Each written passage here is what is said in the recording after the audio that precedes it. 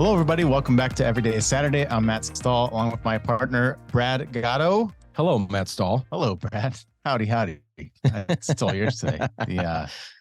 Today, we are going to be talking about the great wealth transfer. The great wealth transfer. Right. You know what it makes me think of? What's that? Charlie Brown. Ooh. You know why? Why? Can you connect those dots? No. No.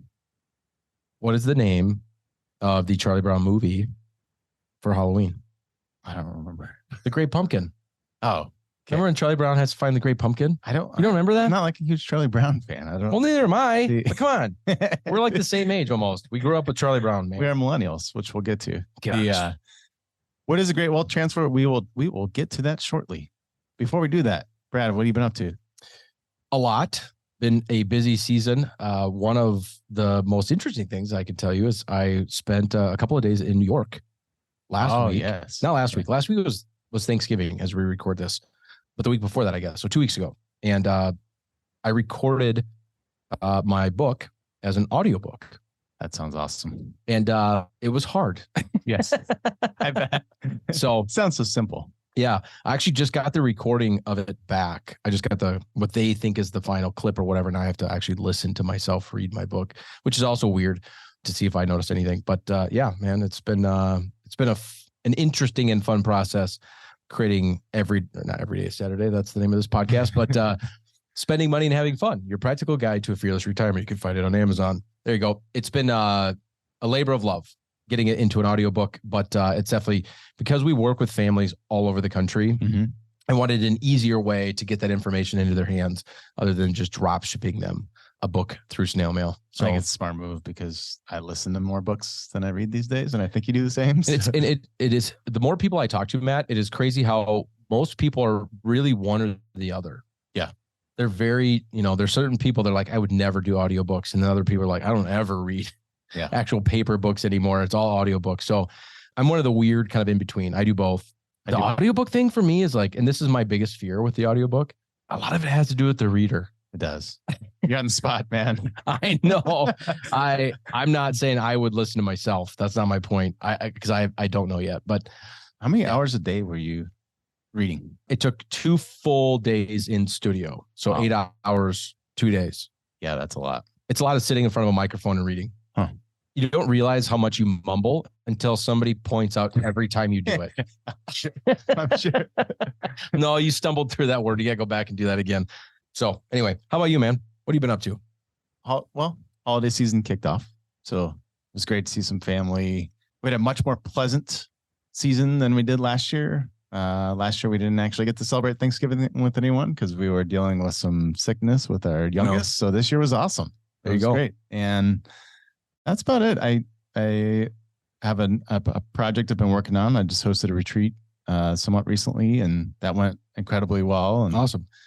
It felt like it was like the last of the lingering nice weather we had. Yeah. That has evaporated since. Yeah, now it's cold. Now it's Minnesota. Yeah.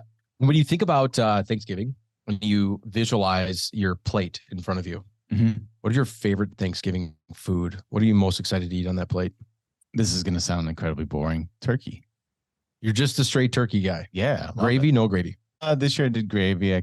It has to be good. So, and I almost like what a caveat. So I almost like the leftover turkey better than I do the day of, though. So really? Yeah, I feel that way with like Italian food, like spaghetti and lasagna. I don't feel that way with turkey because it gets dry. Oh, I love it. Like with mayo left over, delicious. Well, okay, if you're putting mayo on it, yeah, it is good as a sandwich. Like making sandwiches with it the next day. Yeah. I'm a green bean casserole guy. Okay. Yeah. I actually tend to save it to the last because I don't want to like eat it. I also I don't know if every family does this, but our family does deviled eggs at Thanksgiving too. I love deviled eggs. We don't do them on Thanksgiving. It's the only reason I try to get to the front of the line or even care about being anywhere other than last because there's never any left. I love them. Yeah. It's deviled eggs. So delicious. Well, thanks for coming to this episode of Yep. See you later. A long rant on Thanksgiving. But we're actually here to talk about the great wealth transfer. I should have an echoey voice when I say that.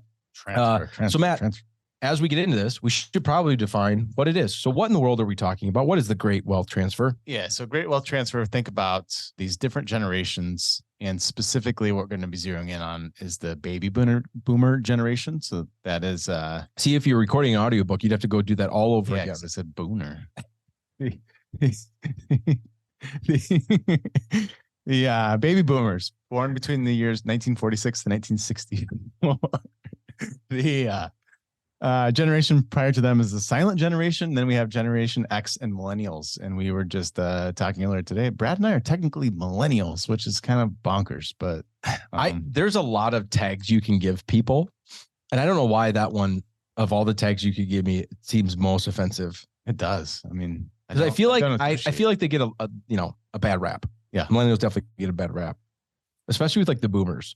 Yeah. Well, it is from 1981 to 1996. It's a long. We are on the very tip of that. There is a term for like the early millennials, and I don't remember what it is, but early millennials like you and I have tried to distance themselves from the later ones, the ones born in the 90s. I don't remember what it is, but anyway, we're technically millennials.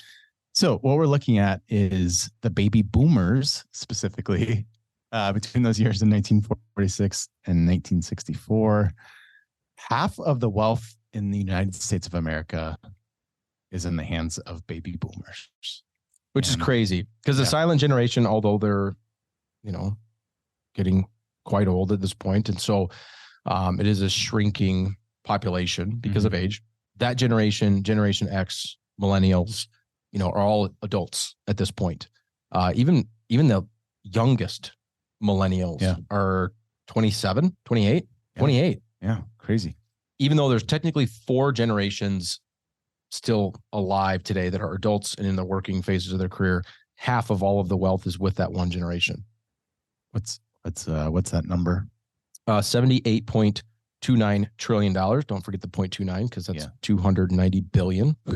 Just a little rounding there with a B. That's a lot of money. So what is the great wealth transfer? So we have this generation of baby boomers that are aging, and a lot of them have families and a lot of them have children. Some of them don't, but eventually, as they continue to age, that wealth is going to go somewhere. And just kind of to bring this closer to home, what we have observed historically is a lot of these people, they're not going to spend a lot of that money. Definitely not all of it. And there's a tendency to continue to let that accumulate more and more. Well, and economists like to follow the bouncing ball, right? Follow the money and see what's going on in the economy, velocity of money, when it's changing hands, why it's changing hands, where people are saving, where they're spending, all that kind of stuff.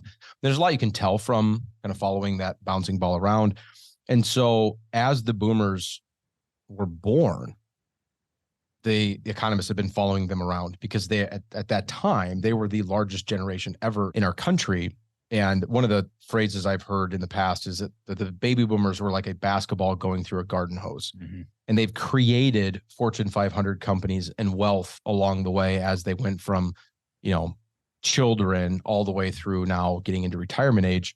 And so following that generation around has been very, economists it's like one of their favorite things to do. And so now the big thing with boomers is, well, gosh, they're not only are they starting to retire, but they're not really spending the money. Right. It's not coming back out. Like they put all this money away, and some of them are, but not at any significant clip. And so it stands to reason if they don't spend it on their fun and lifestyle, that they're going to end up giving it to somebody else. Hence the great wealth transfer. Right. Why should we care, Matt? Well, we should care because these different generations, they spend, they invest, everything they do very differently. So the ramifications of that transfer from one generation to the next can change how our economy looks in a big way. So it could have a massive economic impact and probably will. I don't know if that's a could. It's probably going to. Yeah. Right. So that's one piece. That's very, very big picture. So that'd be more the macro. When we zoom in micro, there's a lot of moving parts there. So if we zoom in all the way to one family in particular, so if we're zoom way out and zoom way in, a lot of zooming, and then we're going to zoom back out and back. A medium zoom, and then follow this bouncing ball. So no, zoom in on the micro. if we look at one example family, it's just all the different moving parts that are there. And number one, what are the potential pitfalls of the logistics of that transfer? So I'm a baby boomer, and I am trying to think through the process of what if when I pass away, I still have some of the wealth that I've created. Now, first and foremost, Matt, important to understand that when we're talking about the great wealth transfer, it's not just your investable assets and the money that you've saved in your savings account to a brokerage account to your retirement accounts and anything in between. It's also your physical assets, right? Because home ownership has become a much more popular is not the right word, but like home ownership's been far more accessible since the baby boomer generation. So most of them own homes and have a significant amount of physical assets as well. And so when we're looking at the transfer of their wealth, it could also be called their estate. It's all of it. Right. And so what are some of the things that you need to think about, and what are some of the potential pitfalls you need to be aware of should you have an estate to pass on to the next generation? Yeah. So from the standpoint of brass tacks, it's taxes themselves are a big thing, right? So one of the first pitfalls is taxes. Yeah. So we start thinking about this, and taxes can come in several different forms. We have estate taxes at a federal level. We possibly have estate taxes at a state level. We also have income tax with respect to the decedent. In other words, if you have ordinary income tax bills you have not paid, they don't go away. They go to whoever you give the money to, and then they have to pay those income tax bills.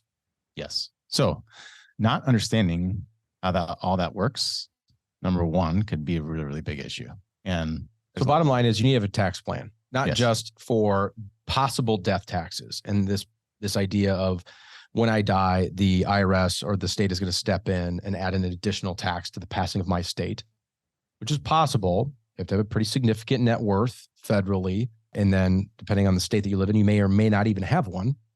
But then also, and I actually think this is the most common, well, everybody's got ordinary income taxes. We all deal with this. If you have any sort of income, any sort of assets, even if you just live on Social Security, you have to pay ordinary income taxes typically.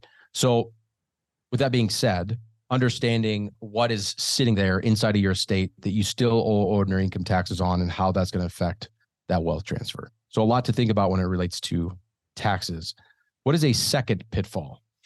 The second pitfall is less concrete, I would say, and is more, how do you communicate the why? So if you're passing this from one generation to the next, and we've talked about this a bit, but it is a chunk of money.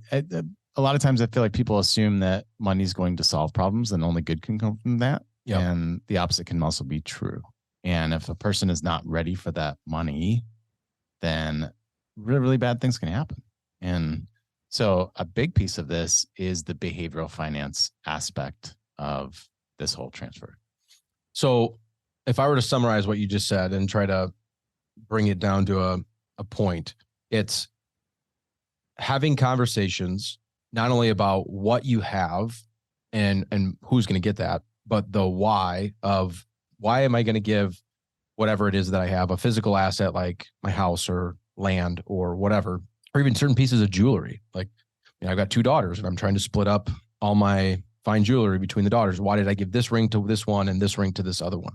That kind of conversation, so that when the gifts are given or the estate is passed, that it doesn't create the potential pitfall of animosity, bad decisions, because money in the wrong hands or unexpected wealth that isn't prepared for mentally. As we all know, the extreme examples of the lottery, most people that win the lottery are broke within 5 years because it's unexpected wealth. There was no plan.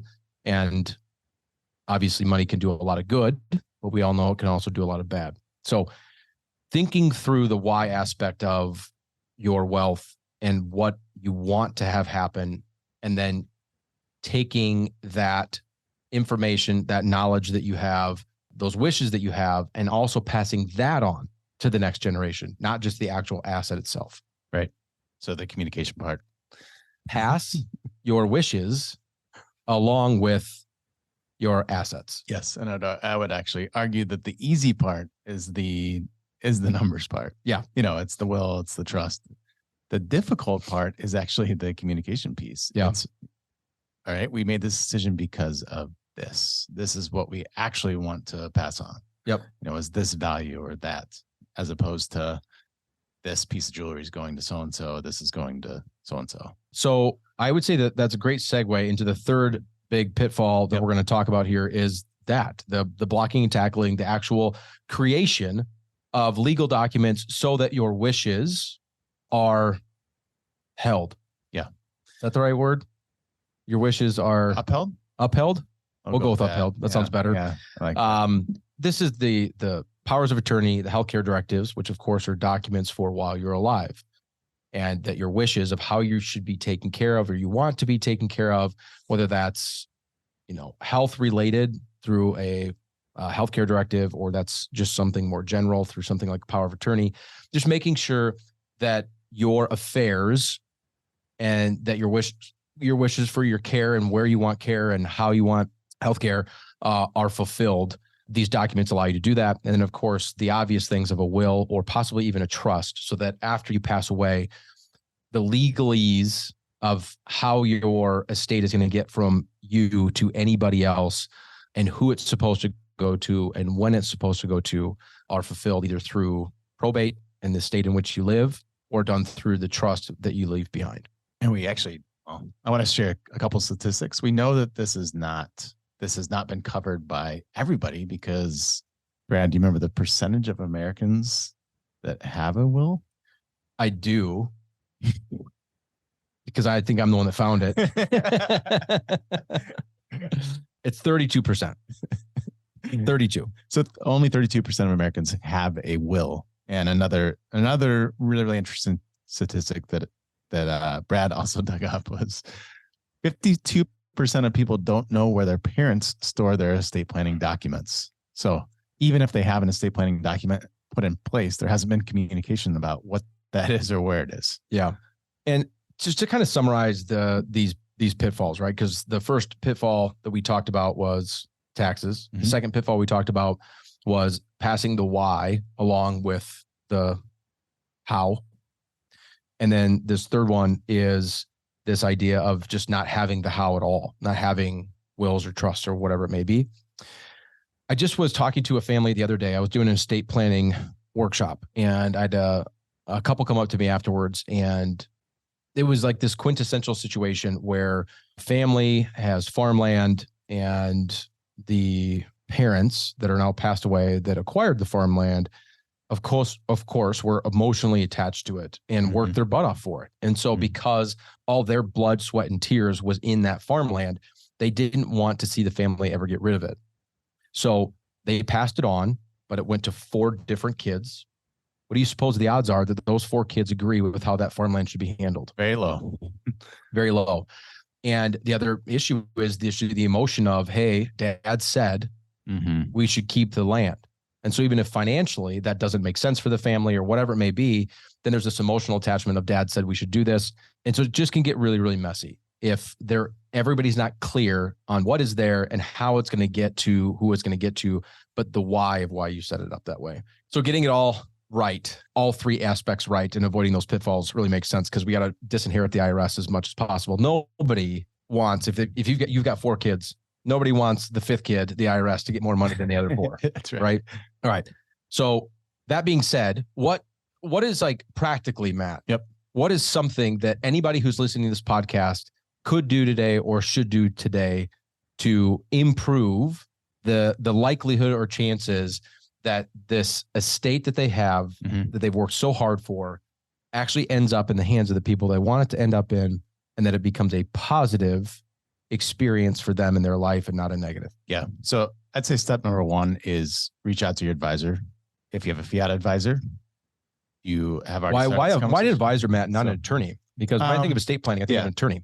That's a great question. So the way I've always described it is a good financial advisor is going to ask the right questions so you are prepared when you go to the attorney to actually prepare the documents. I think that the attorney, their role is to prepare the documents based on your instruction. However, not all attorneys, nor do I expect them to be that good about prompting the questions to their job is to draft documents and make sure it's in accordance with the state you're in. And they're not always going to have the perspective to know what's important to you and why. And so a good advisor has had those conversations with their client. They know what their values are. They know their why. They know all the background and all the history. So they're going to be able to prompt those questions. So I don't, if I'm going to get my estate documents drafted, I'm not wasting time when I go to the estate planning attorney. Does that make sense? Yep. That's a great question. So that's number one, just understanding what is your total estate and having that conversation with your advisor. Some people might already have that done, but let's understand what is actually included in there, how that looks. And then what are the so kind of an inventory almost. Yeah, for sure. What an inventory, but also a flow chart. Like I pass away, what actually happens here? Yeah. What that's a really good point. Cause most people that we talk to, Matt, that even if they have an estate plan, when you ask them like, okay, well, how does it work? Like, right. What'd you come up with? Who gets what? And how does this work? And then most people are like, right. Well, I don't know. It's really complicated. It's what account moves here and here and here. So that's step number one. Then step number two is to ensure that I thought step number one was call your advisor. It was. I said, oh, yeah. And then step number two is the inventory. Yes. Okay. Inventory. I'm following you now, sir. Step number three is if you don't have the documents completed, the basic documents, the will, the trust, the power of attorney, the healthcare directive, we need to get those done. Yep. Right. Weaved in with that should be the why. And if you're having the correct conversations, you're going to know what those are, but getting those documents in place, then the next step is actually communicating. I would argue is communicating that with the rest of the family. And that would be having a family meeting. Ideally, it's facilitated by an advisor or someone, or just self-facilitated, where we're actually having the conversation to explain, this is where everything is at. This is how you access it. This is who the executor is. Everybody feels comfortable and they understand the why. So, if I left this to Owen and I left this to Charlie, I explained to them what my rationale was. So they're not left wondering without closure. So. Yeah. So I'm going to summarize that. Yep. Step one is to call fiat. Step two is to let us help you inventory or understand the total or the totality of your estate. Mm-hmm. Step three is to procure or acquire the legal documents that you need to have your wishes granted upon your passing, which we can also help with because of a strategic partnership that we have with wealth.com. And then step number four is to inform your family of where the legal documents are and why you drafted them the way that you did. I just think of my boys when you were saying that. I only have two, but even though I only have two, they're very, very different. And so when I start thinking through like personal assets and, if something were to happen to me today, what would I want my older son Liam to have? And what would I want my younger son Hudson to have? The answer is very different. Right. And it's because I think I'm benefiting them. I would give Liam something I would never give Hudson. I'll just prime example, Liam's more outdoorsy. So something that would fit kind of that bill. I think Liam should probably have that. That makes more sense to me. Hudson likes sports more than Liam. They both like sports, but Hudson likes it more than Liam does. And so I probably want him to have more of the sports memorabilia and things of that nature. But I can see how if I had not explained that to them ahead of time, right, they might be offended of like, well, why did Dad give you that? Yes. And why did I end up with this? And there can be hurt feelings. Whereas if I help them understand how I came up with that, there's a lot better likelihood that the passing of my estate is going to end up being a positive experience for them and not a negative. Right. Yep. So there's 4 steps. The coolest part about all 4 steps is we can help you with all of them. And so if you don't have people in your life helping you with this stuff, I would recommend or encourage you to reach out to us here at Fiat. You can find all of our contact information at our website. It's Fiat, FIATWM.com. This is an underserved, underutilized, and not talked about enough area of financial planning. Because at the end of the day, the odds that you pass away bouncing your last paycheck to the undertaker are not good. And nobody wants to die the richest person in the cemetery either. And so I've given you 2 kind of little quotes there. The last one and the third one I'm going to give you is this. And I heard this on a podcast recently, a different podcast, not ours, but I thought it was great. There's an old Chinese proverb that's over 2,000 years old that says that wealth does not go beyond the 3rd generation. Because by the time you get, and essentially the reason they're saying that is because by the time you get to that 3rd generation, the blood, sweat, and tears that it took to create that wealth is no longer there. And the money just becomes money. That dollar that they're given through that estate is no different than a dollar that they're given from anything else There's no emotion attached to it anymore because they don't even know the person that earned it, right? Because they're too far up the family tree. And so thinking through that and thinking about that should affect the way that you do your estate planning. So with all that being said, feel free to reach out to us. We would love to help you begin down this journey of creating a better estate plan for yourself and for your family. And whether that's for you, for your kids, or it's for all of you, we would love to be a part of that. So again, fiatwm.com. Anything you want to add to that, Mr. Matt? No, love the proverb. I'm gonna use that. Thank you for joining us for this episode of Every Day is Saturday. My name is Brad Gatto. As always, here with my partner in crime in our podcast, Mr. Matt Stahl. Thanks for joining me, Matt. And we will see all of you next Saturday. Thank you for listening to Every Day is Saturday. Click the subscribe button below to be notified when new episodes become available. The information covered and posted represents the views and opinions of the guest and does not necessarily represent the views or opinions of Fiat Wealth Management. The content has been made available for informational and educational purposes only. The content is not intended to be a substitute for professional investing advice. Always seek the advice of your financial advisor or other qualified financial service provider with any questions you may have regarding your investment planning.